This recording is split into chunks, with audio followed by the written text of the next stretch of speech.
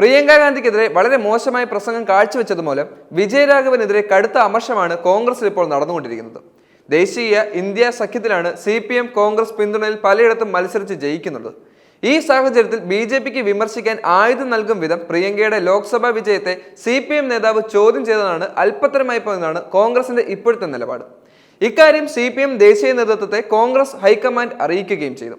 ഇതിനിടെ വിജയരാഘവനെതിരെ മുസ്ലിം ലീഗ് നേതാവായ KM ഷാജി കടന്നാക്രമണം നടത്തിയിരിക്കുകയാണ്. വിജയരാഘവൻ വർഗീയ രാഘവനാണെന്നും വാതുറന്നാൽ വർഗീയത മാത്രമാണ് പറയുന്നതുമാണ് KM ഷാജി പറയുന്നത്. ഈ വിഷയം സജീവ ചർച്ചയാക്കാനാണ് UDFന്റെ ഇപ്പോഴുള്ള തീരുമാനം. രാഹുൽ ഗാന്ധിയുടെ പിൻഗാമിയായി കന്നി അംഗത്തിലിറങ്ങിയ സഹോദരി പ്രിയങ്ക ഗാന്ധി വയനാട്, മലപ്പുറം, കോഴിക്കോട് ജില്ലകളിലായി വരുന്ന 7 നിയമസഭാ മണ്ഡലങ്ങളിൽ നിന്നും പ്രിയങ്ക നേടിയത് ഏകദേശം 4,16,931 വോട്ടിന്റെ ഭൂരിപക്ഷമായിരുന്നു. 2024 ലോക്സഭാ തെരഞ്ഞെടുപ്പിൽ സഹോദരൻ രാഹുൽ ഗാന്ധി നേടിയ ഭൂരിപക്ഷത്തിന്റെ മറികടക്കുകയായിരുന്നു പ്രിയങ്കയുടെ അരങ്ങേറ്റം.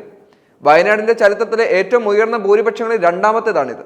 6 ലക്ഷത്തിലധികം വോട്ട് നേടി പ്രിയങ്ക കൈവരിച്ച അധികാര വോട്ടിലേക്ക് വഴിതെളിയിച്ച ഘടകം പലതാണ്. രാഷ്ട്രീയ വിഷയത്തെക്കാൾ പ്രിയങ്ക ഗാന്ധിയുടെ കഴിവ് തന്നെയാണ് ഇതിനകത്ത് നിർണായകമായത്.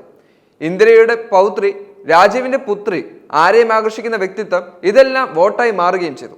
ഇത്രയും വലിയ വിജയം നേടിയ പ്രിയങ്ക ഗാന്ധിയെ വർഗീയമായി മോശക്കാരിയാക്കുന്നത് ശരിയാണോ എന്ന് CPM ചിന്തിക്കണമെന്ന് കോൺഗ്രസിന്റെ നിലപാട് വന്നിരിക്കുന്നത്. ഇതിനെതിരെ ശക്തമായ മറുപടിയുമായി ലീഗ് നേതാക്കളും വന്നിരുന്നു.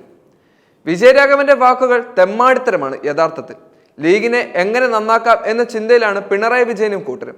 വർഗീയത ഉണ്ടാക്കാൻ നാളെ 10 വോട്ട് കിട്ടും, അതിനുമപ്പുറം ഈ രാജ്യം നിലനിൽക്കണ്ടേ എന്നും നമ്മുടെ മക്കൾക്കും ഇവിടെ ജീവിക്കണ്ടെന്നും KM ഷാജി പറഞ്ഞു.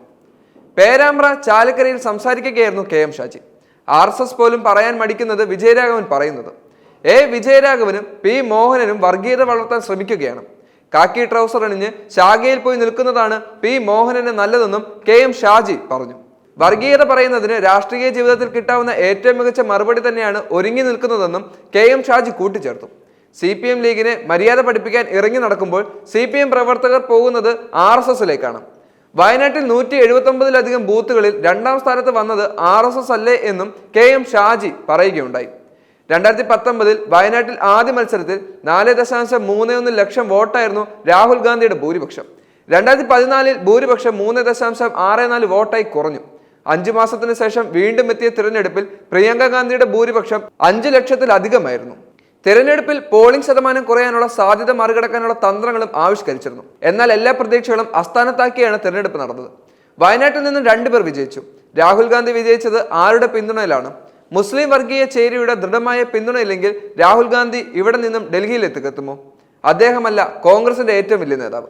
പ്രിയങ്ക ഗാന്ധി ഇവിടെ വന്നപ്പോൾ ആരെല്ലാമായിരുന്നു അവരുടെ ഓരോ ആഘോഷയാത്രയിലും മുന്നിൽ നിന്നത്? ന്യൂനപക്ഷ വർഗീയതയിലെ ഏറ്റവും മോശപ്പെട്ട ഘടകങ്ങൾ തീവ്രവാദ ഘടകങ്ങളും വർഗീയ ഘടകങ്ങളും അതിലുണ്ടായില്ലേ? കേരള സർക്കാരിനെ ദുർബലപ്പെടുത്തുന്ന പ്രവർത്തനങ്ങൾ നടത്താനാണ് കേന്ദ്ര സർക്കാരും കേരളത്തിലെ പ്രതിപക്ഷവും ശ്രമിക്കുന്നത്. കേന്ദ്രത്തിലെ BJP സർക്കാരിന്റെ ജനവിരുദ്ധ നിലപാടുകൾക്കെതിരെ ശരിയായ നിലപാട് സ്വീകരിക്കാൻ ഇവിടുത്തെ പ്രതിപക്ഷത്തിന് സാധിക്കുന്നില്ല. അവരുടെ മുഖ്യ ശത്രു ഇടതുപക്ഷമാണ്. കേരളം നശിച്ചാലും കുഴപ്പമില്ല, അവർക്ക് സൂക്ഷ്മതയോടെ രാഷ്ട്രീയം കോൺഗ്രസ് കൈകാര്യം ചെയ്യേണ്ടതുണ്ടെന്ന് സുരേഷ് ഗോപി ഡൽഹിയിലെത്തിയതും കേരളത്തിൽ BJP വിജയിച്ചതെന്നും വിജയരാഘവൻ ആരോപിക്കുകയും ചെയ്തിരുന്നു. ഇതിന്റെ പേരിലാണ് പല പ്രശ്നങ്ങൾക്കും തുടക്കമാവുന്നത്.